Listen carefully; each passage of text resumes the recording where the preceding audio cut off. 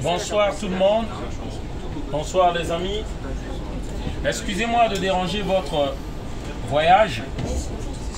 J'ai un message à faire passer. On profite en fait de l'auditoire du train pour faire passer un message.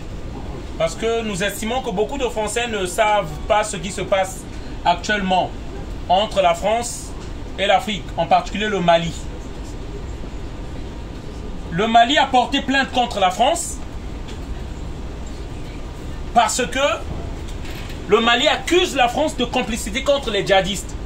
Je rappelle, la France est arrivée en 2012 pour partir à aider, soi-disant, les Maliens pour se débarrasser des djihadistes, des terroristes qui attaquaient le Mali. Et je rappelle aussi, je profite de rappeler que cette déstabilisation a eu lieu parce que la France de Nicolas Sarkozy avait décidé d'aller détruire la Libye de Kadhafi.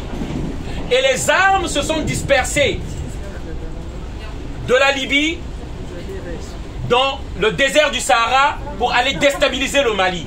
Parce que les citoyens français ne savent pas cela et que CNews, BFM TV sont des médias mensonges qui ne disent jamais la vérité. Et nous profitons de l'auditoire pour faire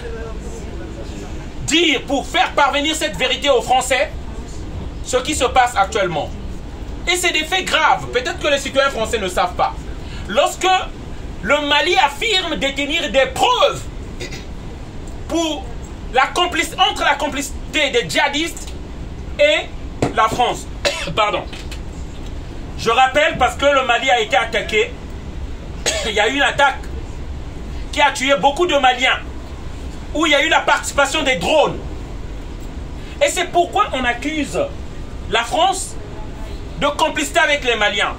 Et le ministre des Affaires étrangères du Mali, M. Diop, dit que il y a des livraisons d'armes envers les djihadistes. Et ce qui nous amène à nous poser des questions. Depuis 2012, comment font les terroristes à tenir cette guerre-là au Mali? Parce que nous pensons qu'ils doivent avoir un ravitaillement en munitions ou en armes. Où est-ce qu'ils trouvent les armes? Sachant que l'Afrique ne fabrique pas les armes. Où est-ce qu'ils trouvent le carburant? Et ce qui est curieux encore, on a remarqué qu'on trouve les djihadistes souvent avec beaucoup d'argent, les francs CFA. Quel est le pays qui fabrique les francs CFA? Donc la monnaie des Africains. Je vous laisse aller chercher sur Google. Quel est le pays qui fabrique le franc CFA? Et c'est des billets neufs qu'on trouve toujours avec ces terroristes-là qui déstabilisent le Mali. J'appelle les citoyens français à la réflexion parce que c'est des faits graves. Je rappelle qu'il y a 59 militaires français qui sont morts au Mali. Je rappelle encore qu'il y a des citoyens français qui sont morts au Mali du ACR, des civils qu'on a tués par des terroristes. Ce qui nous amène, et j'appelle les citoyens français à se poser des questions, à emmener des investigations, à en savoir sur ces questions-là. Parce que cette question-là est à l'ONU. C'est pourquoi ça nous interpelle tous de pouvoir voir qu'en est-il. Est-ce que les dirigeants français sont impliqués là-dedans? Je vais terminer par là. La France n'a pas de richesse si vous ne le savez pas. La France a des pommes, a des raisins. Le train avec lequel fonctionne, plutôt, l'énergie avec laquelle fonctionne ce train-là vient du Niger. C'est l'uranium du Niger. Ça ne vient pas de la France. Pour votre gouvernement. On se pose la question aujourd'hui, quel est le degré d'implication des multinationales françaises au Mali pour déstabiliser le Mali? Parce qu'il y a une raison, il y a toujours un mobile. Pourquoi on déstabilise un État? Pour prendre les richesses de ce pays-là. Et oui, Emmanuel Macron vient d'annoncer que c'est la fin des privilèges, c'est la fin de l'abondance. Ça veut dire quelque chose. Et je termine comme je disais par là.